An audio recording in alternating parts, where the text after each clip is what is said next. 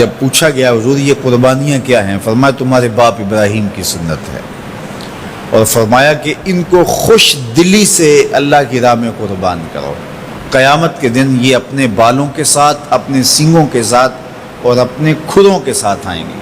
اور یہ بھی ارشاد فرمایا کہ کل پل صراط پر یہ سواریاں بن کے تمہیں پل صراط سے پار لگائیں گے۔ اور جب قربانی کے لیے کوئی شخص جانور خوش دلی کے ساتھ رضائے الہی کے حصول کے لیے ذبح کرتا ہے تو اس جانور کا خون زمین پر گرنے سے قبل یہ عمل قبول کر لیا جاتا ہے۔ اور یہ بات بھی ذہن میں رکھیے گا کہ ایام نہر یہ 3 دن جو خون بہانے کے ہیں، 10، 11 اور 12 تاریخ، ان ایام میں آپ جو بھی عمل کریں، نماز پڑھیں اور دیگر صالح اعمال کریں، بہت قابل قبول ہیں اور اللہ ان کو قدر کی نگاہ سے دیکھتا ہے۔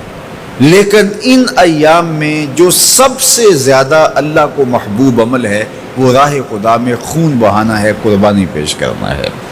تو قربانی کا کوئی اور متبادل نہیں ہو سکتا۔ کچھ لوگ یہ فلسفہ ان دنوں کے اندر بیان کرتے ہیں کہ 20-50 ہزار کی قربانی کرنے کی بجائے اتنے اگر کسی غریب کو دے دیے جائیں تو اس کے 2-3 مہینے خیریت سے گزر جاتے ہیں اور وہ گھر کے اندر جو ہے وہ ضرورت کی چیزیں ڈال لے، تو گوشت تو 2-4 دن کے اندر کھایا پیا جاتا ہے، ختم ہو جاتا ہے۔ لیکن اگر اتنے پیسے کسی غریب کے گھر دے دیے جائے تو یہ اچھی بات ہے۔ تو اسلام کب اس عمل سے روکتا ہے؟ غریب کی مدد کیجیے، صرف عید کے دن ہی نہیں، مینڈے کی جگہ ہی نہیں، بلکہ اسلام تو راہ خدا میں جانور ذبح کر کے اسی جذبے کو بیدار کرنا چاہتا ہے کہ تمہیں گوشت کی ضرورت بھی نہیں تھی پھر بھی تم نے ذبح کر دیا، تو جہاں ضرورت ہوگی اور تمہاری ہمسائیگی میں، تمہارے اطراف میں جب کوئی غریب ہوگا تو پھر تم اس کے لیے ذبح کیوں نہیں کرو گے؟ اس کے لیے تم قربانی کیوں نہیں کرو گے؟ اِثار کیوں نہیں کرو گے؟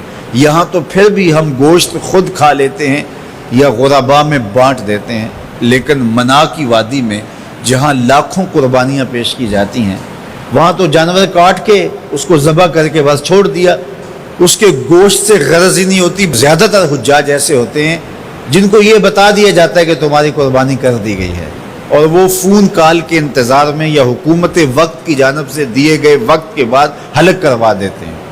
تو انہوں نے نہ اپنا جانور دیکھا ہوتا ہے، نہ اس کو ذبح ہوتے دیکھتے ہیں، تو صرف انہیں ٹائم بتلا دیا جاتا ہے یا ان کو کال کر دی جاتی ہے تو یہ ان کے لیے کافی ہوتا ہے۔ تو وہاں تو گوشت کھانا بھی مقصود نہیں، تو صرف اللہ کی رضا کے لیے جانور ذبح کرنا۔ تو جب رضائے الہی کے لیے جانور ذبح کرنے کا جذبہ پیدا کر کے تمہیں راہ خدا میں خرچ کرنے کی ترغیب دی جاتی ہے تو پھر تم پورا سال خرچ کرو گے، تمہارے لیے کوئی مشکل اور کوئی مشقت نہیں ہوگی۔